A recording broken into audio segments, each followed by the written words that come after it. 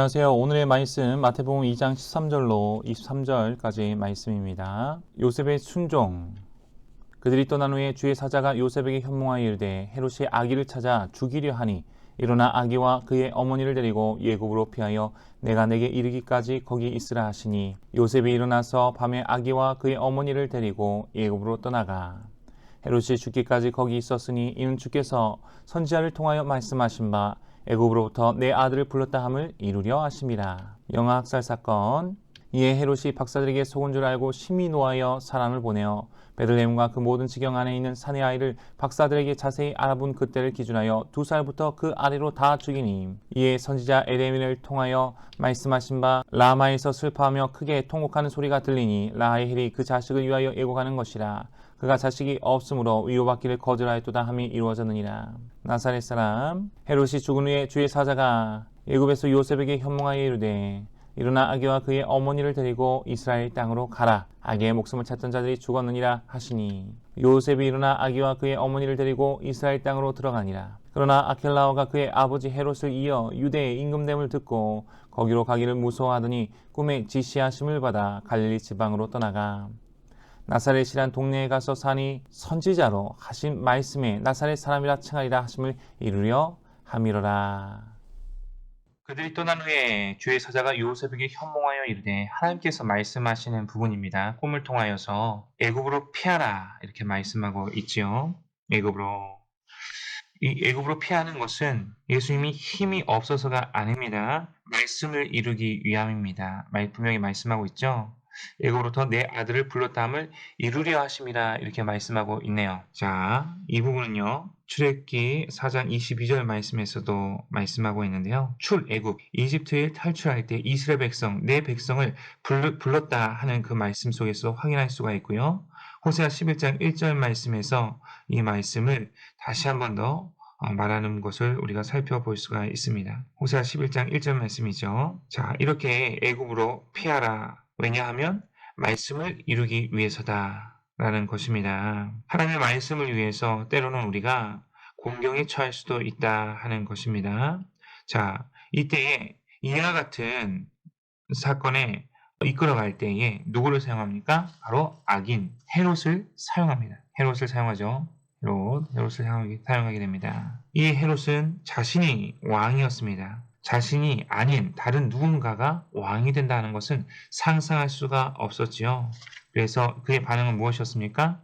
예수님이 오자 그의 반응은 무엇이었습니까? 보니까 심히 노하여 베들레헴과 그 모든 지경 안에 있는 사내 아이를 박사들에게 자세히 알아본 그때를 기준해서 2살 아래로 다 죽여버렸다 하는 말씀인 것입니다. 이 또한 성경 말씀에 미리 예언된 말씀입니다. 에레미야 말씀이죠. 31장 15절 말씀에 또한 나와 있습니다. 살펴보실 수 있길 바라고요. 이 또한 말씀을 이루어진 것이다 라고 말씀을 우리가 볼 수가 있습니다. 말씀이 이루어졌다.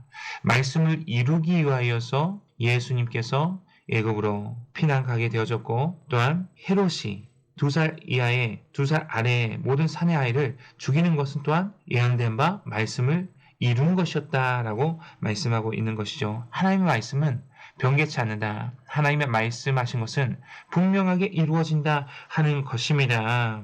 우리가 이것을 기억해야 할 줄로 믿습니다. 그리고 또한 또 말씀에 보니까 어떻게 되어져 있습니까? 19절에 이제는 헤롯이 죽은 후에 주의 사자가 예굽에서 요셉에게 다시 한 번 더 현몽하여 이르되 꿈에서 말합니다. 이스라엘 땅으로 가라. 이스라엘 땅으로 들어가라. 이스라엘 땅으로 가라 말씀하셨고 이스라엘 땅으로 들어가는 모습을 우리가 볼 수가 있습니다. 그러나 말씀에 순종함으로 이스라엘 땅으로 가라 하는 말씀을 듣고 또 이스라엘 땅으로 들어갔습니다.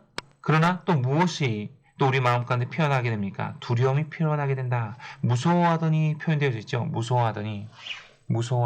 그래서 어떻게 됐습니까?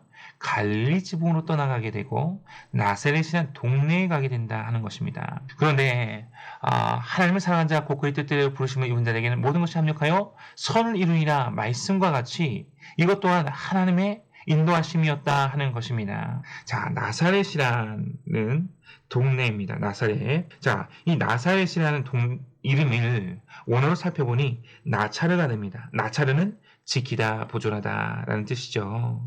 무엇을 지키고 무엇을 보존할까? 하나님의 백성을 지키고 보존하기 위해서 예수 그리스도께서 나차를 한 나사렛이라는 동네에 가게 되었다는 것입니다. 그리고 이 나차르라는 단어가 또한 어느 단어에서 나왔나 보니 네체르, 싹, 가지라고 하는 뜻을 가지고 있는 이사야 11장 1절에 나왔었던 그 단어에서 나왔다는 것입니다. 여호와의 싹, 여호와의 가지, 그 주님께서 나사렛에서 나실 것임을 미리 구약에서 또한 말씀하고 있지요.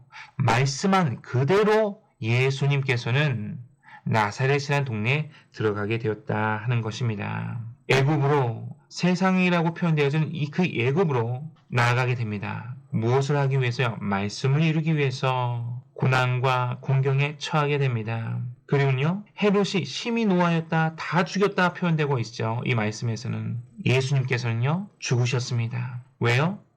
오늘 말씀과 같이 말씀을 이루기 위함이었다 하는 것이죠. 우리 또한 마찬가지입니다. 복음 들고 세상으로 나아가야 하는 것이죠. 왜요? 말씀을 이루기 위해서 세상이 온전한 피난처인 양 죽을 위기에 있는 그들을 구원하기 위해서 세상으로 나아가야 한다 하는 것입니다. 세상으로 나아감이 곧 이스라엘 땅, 하나님이 약속하신 땅으로 들어감이 되어진다 하는 것입니다. 약속의 땅으로 들어갈 때의 과정 가운데 두려움이 있을지라도 그것이야말로 곧 하나님의 말씀을 이루는 것임을 믿고 생각 가운데 현재 고난 장차 우리에게 나타날 영광과 비교할 수 없도다. 하나님의 영광을 바라보며 나아갈 수 있어야 한다는 것입니다. 내 백성을 구원하시기 위해서 지키시고 보존하시기 위해서 나사렛으로 오신 예수님, 네체르로 싹과 가지가 되셨던 예수님을 따라 우리 또한 하나님의 인도하심을 받아 복음 증언하는 하나님의 일을 감당하기 위해서 힘써 달려 나아가야 할 것입니다. 하나님의 말씀이 우리를 인도하십니다. 하나님의 말씀은 변하지 않으시며 말씀하신 그대로 이루실 것입니다. 이루시는 것입니다. 말씀에서 계속해서 말하고 있는 것이죠. 우리가 말씀에서 소망을 찾아 말씀을 붙들고 오늘 한 날도 승리하실 수 있기를 바랍니다. 축복합니다. God bless you.